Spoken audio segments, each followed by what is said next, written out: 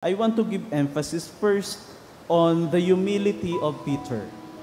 We heard the story of Peter, and it was after this resurrection of the Lord that Jesus appeared for the third time without recognizing him. And Peter, a fisherman, learned the lesson from the carpenter. Walang mahanap na isda, pero yung karpentero ang nagutos sa mangingisda kung saan dapat ihulog ang lambat. The humility of Peter brought him to understand the situation. This humility of Peter gave way to become aware of what was happening. Mahirap, di ba, ang magpakumbaba? Imagine, pari ka, ako, tapos tuturuan ako ng katekista kung papaano mag-celebrate ng misa. O abogado ka, tuturuan ka ng assistant mo na hindi naman abogado, estudyante pa lang ng law, tuturuan ka. O kaya doktor ka, tuturuan ka ng nurse. What a humiliating scenario. But Peter was humble enough to recognize maybe there is something to learn without knowing who indicated what to do. First invitation for us is to remain humble. Walang dapat ipagmayabang. Kaming pari, lalo na. Kayong laiko, ganun din. So we are all equal in the eyes of God, and whatever we can, we do it not for our sake. Not for our own benefit, but to bring glory to Jesus, to bring glory to God. Kaya nga, maganda pag nilayan natin ang bawat ginagawa natin sa ating lipunan. Kung tayo aktibo sa simbahan, whatever we do should bring people closer to Jesus. The humility of Peter, the first challenge is to remain humble. The second is the memory of John. In the story, it was John who recognized who was that person. And it was the Lord. Dominus est. If I'm not mistaken, yan po yung motto ni Cardinal Tagle. It is the Lord. Siya ay ang Panginoon. John whom Jesus loved.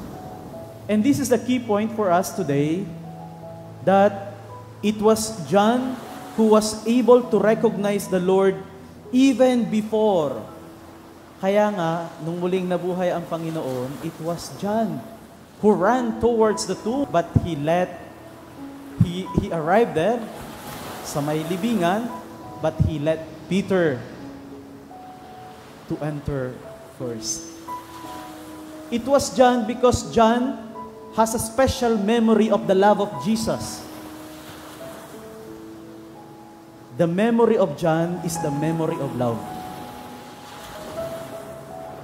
Masarap po sa pakiramdam ang maranasan nating iniibig tayo, di ba? Ayan.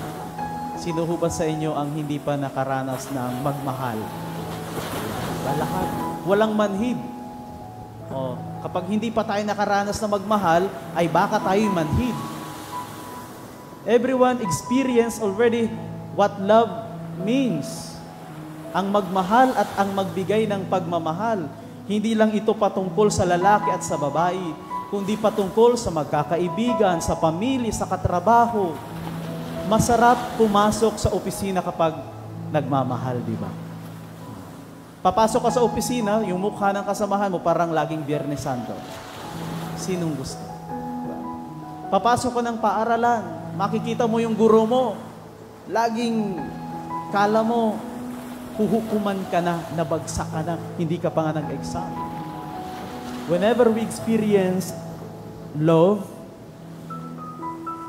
loving others, and receiving love from others, mas gumagaan ang buhay. And that memory of John, the memory of love, allowed John to identify who is that person.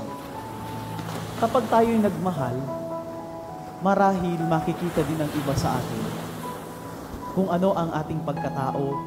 Lalong-lalong tayong mga naglilingkod sa simbahan, di ba?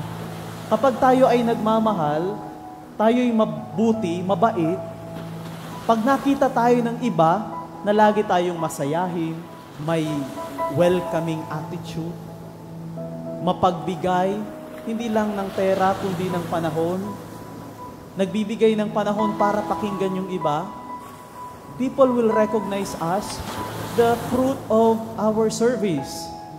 Na ito, banal to because aside from being active in the church, I can see in him or her that he is living his faith or her faith. Kaya nga maganda na pagnilayan natin yung humility of Peter to recognize that everyone has something to contribute and nothing to boast, no? At the same time, the memory of John, which is the memory of love, kapag pinaghalo natin to, naku, baka ang simbahan ng St. Jude ay laging puno. Because they experience a welcoming church, a humble people, servants of the Lord. Kaya maganda.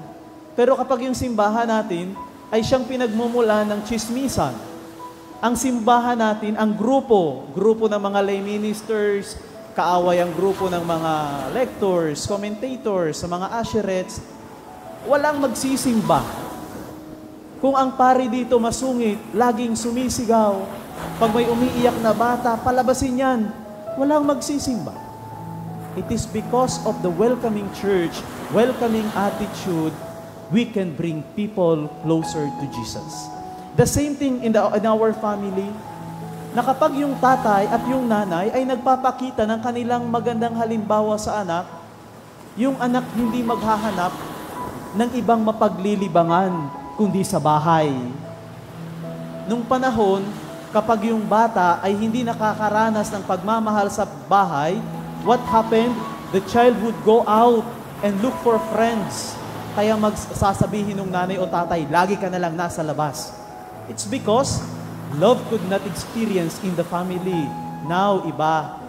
Hindi lalabas. Hindi na kailangan. Kahit walang pagmamahal, nasa bahay yan.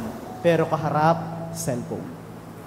Because parents do not show and manifest the memory of love. The memory of John. Kapag yung anak lalapit sa mga magulang, don't disturb me. It's because I am busy with my work. Work becomes the priority and no longer the family. If we place everything as our priority, itong trabaho, hindi na natin mabibigyan ng pansin yung ating pagmamahalan sa loob ng pamilya. At yung pagmamahalan na iyan ay hindi drawing, hindi yan isang ideya na hindi makonkretize. Simple expression of love, timplahan mo yung asawa mo ng kape. Kumain kayo ng sabay-sabay. Kapag kayo pumunta ng mall, don't use phones. Ngayon, pupunta ka ng mall, makikita mo everybody is using phone. Kaya cellphone nabibilanggo sa kanyang cellphone. Okay na lumabas, pero hindi naman nag-uusap-usap, wala. Friends, the last item that I want to share is to be a mindful Christian. Mindfulness is the key to live the present. Sa trabaho, sa pamilya, sa simbahan, if we are mindful, yung mindful kayo ng amoy ng katabi ninyo, yan, di ba? Mindful kayo ng kung anong nangyayari ngayon at dito, kung anong ginagawa ninyo sa trabaho, kung mindful kayo kung anong ginagawa ninyo sa opisina, sa bahay, sa simbahan, you will always live the present. And it is what Jesus taught His disciples. Jesus did not waste His time gathering His disciples and not giving His attention to them. In fact, if we are going to reflect on this memory of John, the memory of love, it is the memory of presence. It is the memory of being available to His disciples. Kaya nga magtatanong si Jesus, sino yung humawak sa akin? Aware, mindful. Saan kaya tayo makakabili ng tinapay para pakainin yung mga tao? Aware. Mindful siya kung anong kailangan.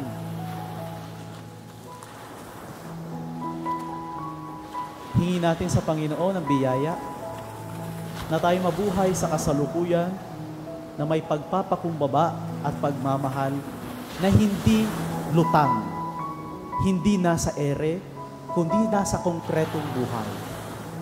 Hindi ko pwedeng isa-isahin kung papaano sapagkat alam ko matatanda na kayo at alam na ninyo kung papaano makiusap sa Diyos at magnilay ng salita ng Diyos upang tayo maging ganap na tulad ng kay Pedro, mapagpakumbaba, at kay Juan na laging naaalala ang kanyang karanasan sa pag-ibig ng Diyos.